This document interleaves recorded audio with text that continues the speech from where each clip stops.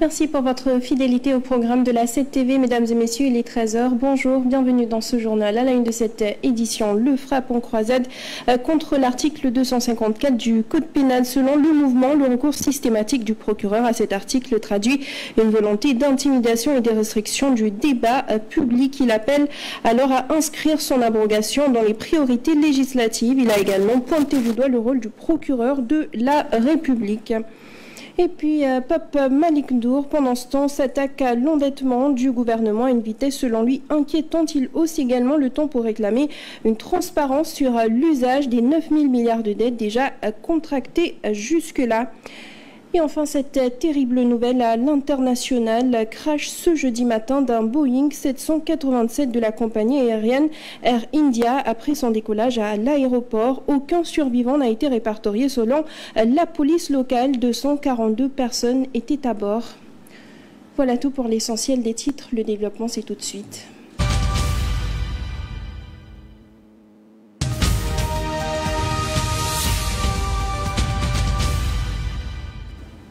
Et nous le disions à l'instant après l'arrestation de Moustapha Diakhaté, des voix s'élèvent pour dénoncer l'article 254 du Code pénal autour aujourd'hui du frappe de monter au créneau, le qualifiant de vestige colonial servant à réprimer la liberté d'expression. Dans un communiqué, le mouvement alerte sur l'usage récurrent de cet article pour poursuivre journalistes, activistes et opposants politiques. Selon le mouvement, le recours systématique du procureur à cet article traduit une volonté d'intimidation et de restriction du débat public face à la situation. Frappe exhorte alors le comité ad hoc chargé de la mise en œuvre des recommandations des assises de la justice à inscrire l'abrogation de l'article 254 parmi les priorités législatives. Dans son communiqué, Frappe souligne également le rôle fondamental du procureur de la République qui ne doit pas être perçu comme un simple exécutant du pouvoir en place. Pendant ce temps, Pape Malick Ndour, lui, dénonce l'endettement du gouvernement à une vitesse très inquiétante, d'après lui, et qui risque d'ailleurs d'avoir des conséquences dans le futur. Invité de MNF hier, il demande également des éclairages sur l'usage des 9 000 milliards de dettes déjà contractées. Il est également revenu sur plusieurs questions d'actualité.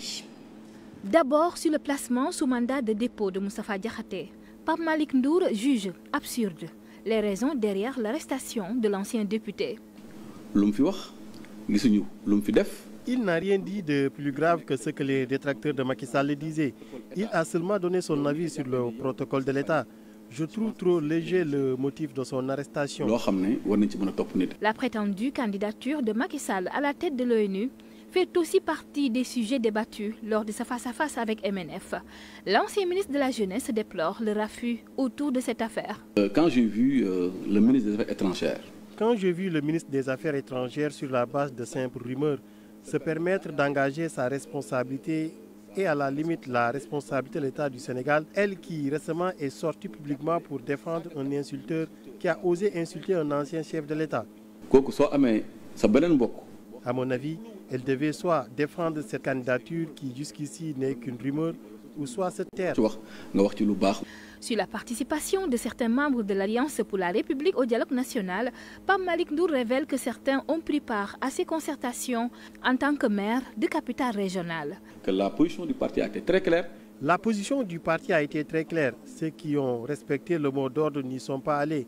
D'autres ont trouvé des prétextes pour y prendre part. Je salue la grandeur de Maître Sidiki Kaba, ancien Premier ministre, et celle de Amadou Mame Diop, qui ont tout bonnement suivi le mot d'ordre du parti. Très en phase avec le parti. Sur le volet économique, la dette publique du Sénégal a été commentée lors de l'émission. Le responsable apériste a une fois de plus exprimé son inquiétude face à la vitesse par laquelle le nouveau régime s'endette. La loi de finances est très claire. Le gouvernement a contracté une dette de 4 500 milliards cette année. L'année dernière aussi, la dette s'élevait à 4 500 milliards. Donc, on est à 9 000 milliards. Mais une dette publique sert soit à financer un déficit ou à financer l'amortissement de la dette. Ils sont en train de faire la même chose qu'ils combattaient il y a peu. Il invite le gouvernement à expliquer aux Sénégalais ce qu'il a réalisé avec les 9 000 milliards de francs CFA de dettes contractées en moins de 2 ans. Et puis question de finances, toujours Thierno Alassane Sall s'indigne du prix du carburant élevé au Sénégal. À cet effet, il a adressé une question écrite au ministre Birame Souleye Diop pour illustrer ses propos. Il a fait une comparaison avec les prix au Mali et au Niger, de loin plus bas. C'est sur son compte X que le leader de la République des valeurs a fait passer son message interpellatif à l'endroit du ministre des Énergies, du Pétrole et des Mines, Thierno Alassane Sall. À travers une question écrite, est revenu sur le coût du carburant ici au Sénégal. Entre le 10 juin 2024 et le 9 juin 2025, dit-il, le coût du carburant a enregistré une baisse de 18,9%, passant de 81,96 à 67,13 USD. Le taux d'échange du dollar a reculé de 5,43%. Selon lui, ces deux facteurs, notamment la baisse du prix du baril et la dépréciation du dollar, devraient logiquement entraîner une diminution du coût des produits pétroliers importés. Le Sénégal fait aussi partie des pays fournisseurs de carburant à des pays comme le Mali. Selon Thierno Alassane Sall, les prix pratiqués au Sénégal dépassent ceux du Mali, un pays enclavé et dont les produits pétroliers transitent pour la plupart au port autonome de Dakar avant d'être acheminés par une importante flotte de camions. Thierno Alassane Sall soutient que ce mode d'approvisionnement devrait induire des coûts nettement plus élevés au Mali qu'au Sénégal. Il ajoute que le prix de l'essence au Sénégal est supérieur à celui du Niger, à plus de 45%. Le leader de la République des valeurs soutient que le maintien de ces prix élevés constitue un prélèvement indirect sur les ménages et les entreprises sénégalaises, avec un impact négatif sur la compétitivité économique sur plusieurs secteurs d'activité. Sur notre registre à présent, direction Mbebes, face aux cris des populations vivant aux alentours qui disent être exposées aux maladies pulmonaires, un système d'alerte précoce a été déployé dans la décharge. Objectif, l'amélioration de la qualité de l'air et de la santé donc des populations. Cet outil permet également d'alerter à temps pour mieux permettre aux autorités d'agir beaucoup plus rapidement. Les populations environnantes de la décharge de Mbebes invitent l'État à mettre en place une politique sanitaire forte pour minimiser les risques énormes liés à la contamination, à la contraction de maladies pulmonaires, entre autres. Tout le monde est malade. Tout le monde est malade. Les enfants, les femmes, de même que les vieux. Le délégué de quartier a pourtant alerté les autorités. C'est à cause de la décharge de Mbebes. Il faut trouver une solution et rapidement. Une situation qu'il faut prendre au sérieux. Il y a une présence avérée de pathologie. Présentement, il faut reconnaître que quand même vraiment, en premier lieu, notre nappe phréatique est vraiment impactée. Et ça, vraiment, ce n'est pas quelque chose de bien. Et en plus de cela, il y a des maladies respiratoires qui quand même vraiment attaquent la population, particulièrement vraiment les enfants. Donc c'est quelque chose vraiment de très, très grave et quelque chose de très dur pour nous les parents. Vous savez que si les gens habitent dans cette zone, c'est parce que les moyens font défaut. Et quand même vraiment, si nos enfants sont malades, pour vraiment les soigner, ça sera quelque chose de très dur. Ces quartiers de Kermassar Malika, très proches de la décharge, souffrent énormément. Les cas d'évacuation sont souvent enregistrés vers les structures de santé du département. Oui, il y a des évacuations. Il y en a à Gogo, comme je viens de le dire, des évacuations à Gogo vers les hôpitaux. Puisque puis, vous savez que dans ces quartiers quand même flottants, les quartiers non lotis, vraiment il y a problème. Il y a problème. Imaginez-vous, comme vous venez de le voir, l'insalubrité, qui occupe une position de pointe par rapport à cela. Tout ça est dû quand même vraiment à la décharge de Mbebes, il faut le reconnaître. Pour l'amélioration de la qualité de l'air et la santé des populations riveraines, un outil efficace est mis en place pour un service d'alerte précoce permettant aux autorités de prendre des décisions fortes. À travers un concours de collaboration très fructueux, qui devait mettre en place un SAP, un système d'alerte précoce. C'est-à-dire un dispositif qui pourrait nous permettre, dans le cadre de la chaîne de valeur de la gestion des déchets, de faire de la conception à la réalisation un outil qui peut servir à la communauté sénégalaise. Les populations de la décharge de Mbebes sont exposées de plus en plus. Leur santé est devenue très fragile. Et en santé toujours, la tuberculose continue de se propager silencieusement dans la banlieue dakaroise, notamment à Pikine et Guédiawaye. C'est l'alerte lancée par l'association des journalistes en santé, population et développement à l'issue d'une descente de terrain au centre de santé Baïta Diop de Pikine et au district sanitaire de Guédiawaye. Les prestataires tirent alors la sonnette d'alarme. Ils appellent urgemment la population à venir se faire dépister le plus tôt possible pour, disent-ils, couper court à la chaîne de transmission de la maladie. Alors que la population semble ignorer la maladie, la tuberculose persiste à Dakar, surtout en banlieue. À Guédiawaye, rien que pour le premier trimestre, 320 cas sont recensés, alors que 780 cas de tuberculose sont attendus.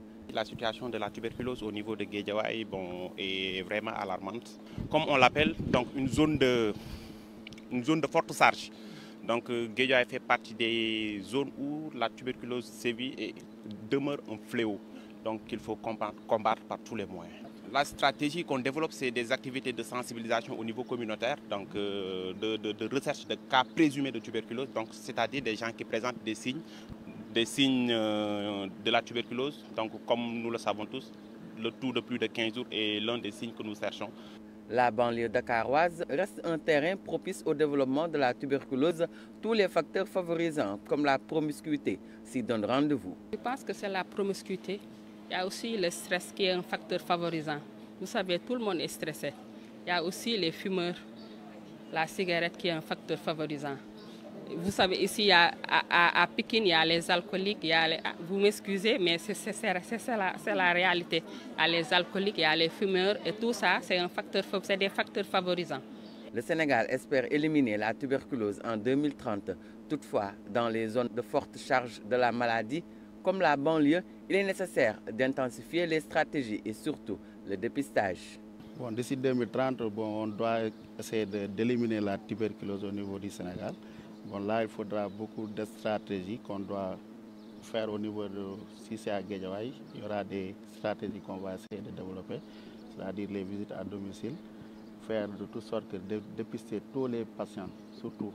Parce que les patients, des fois, ils viennent tardivement ou bien ils vont faire des traitements traditionnels.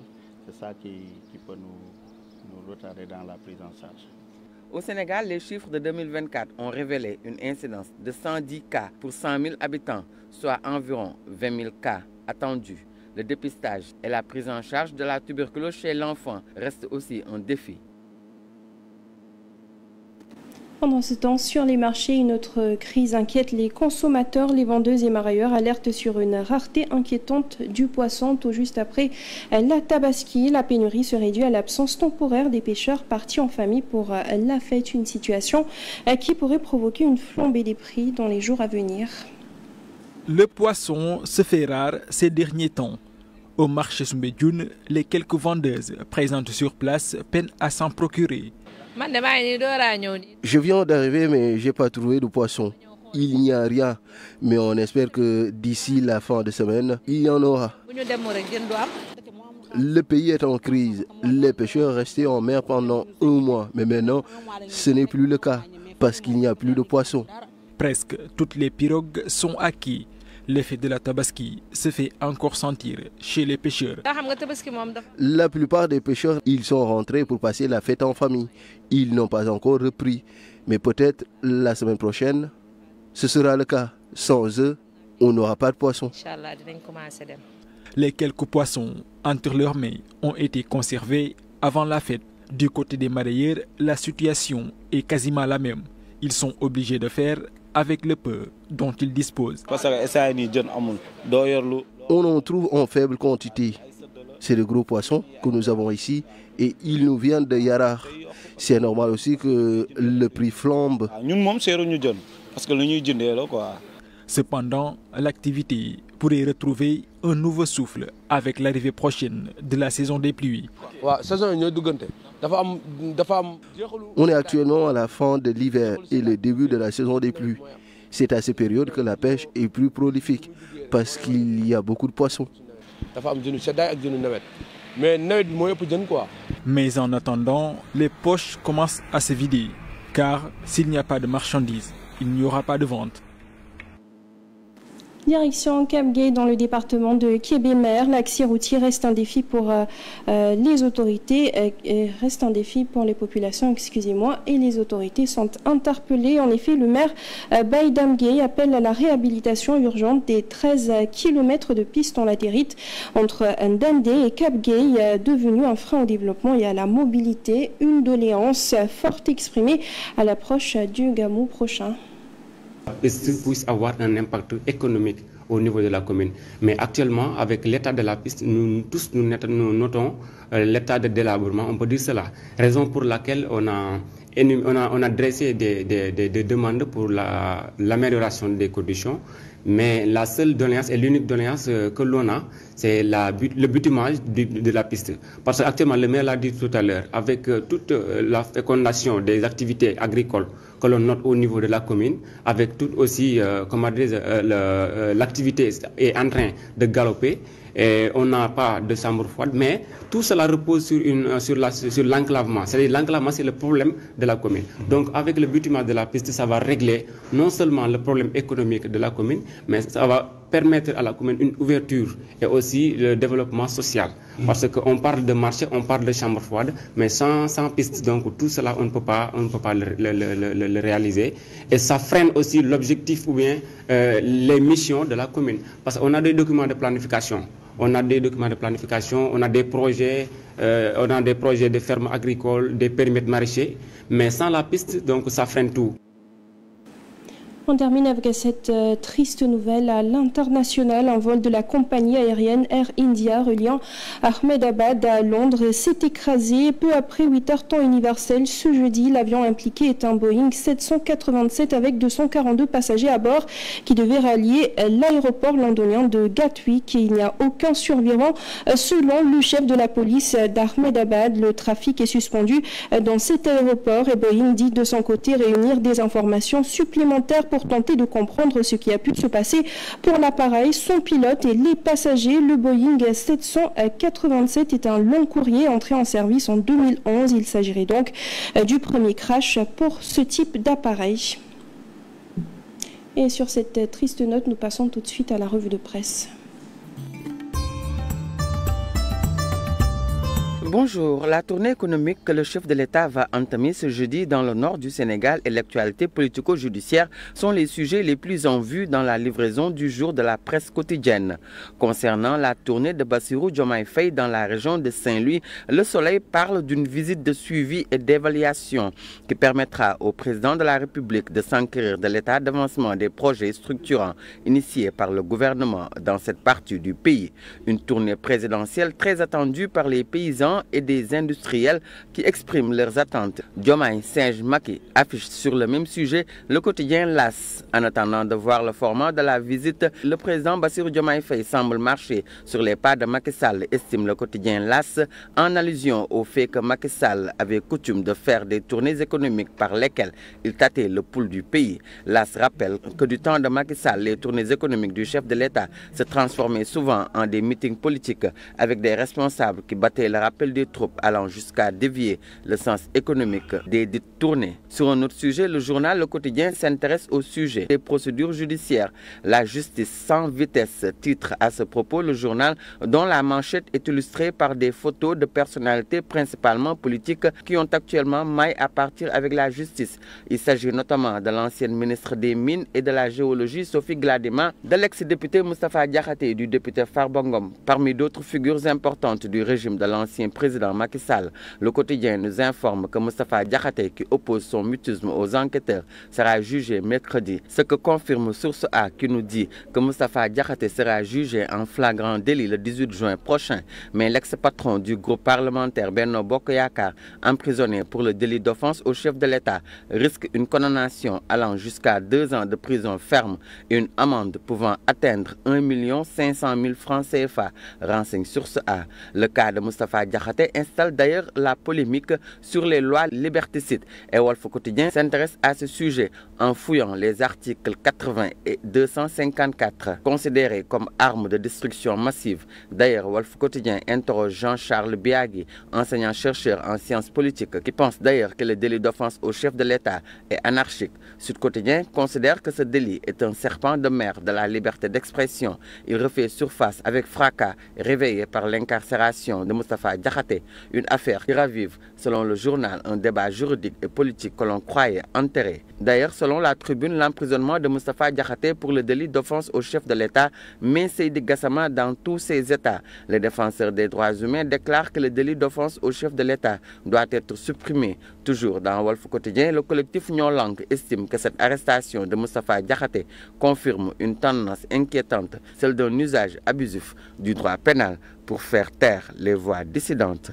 Enquête s'intéresse lui au parcours de Moustapha Diakhaté, l'insoumis, un qualificatif que lui attribue le journal en affiche.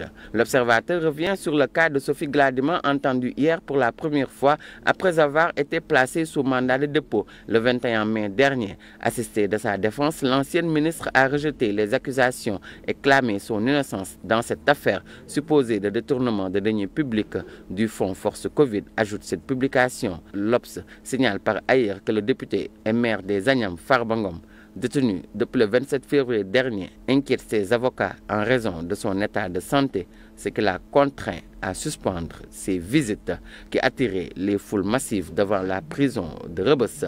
Santé pour terminer, l'info ouvre son édition sur l'explosion de la tuberculose en banlieue dakaroise au premier trimestre 2025. Près de 500 cas ont été dépistés entre Pikine et Guédiawaye en 3 mois, précise le journal, soulignant que la situation de la tuberculose en banlieue dakaroise inquiète les autorités sanitaires. C'est tout pour cette revue de presse du jour. Très bonne lecture.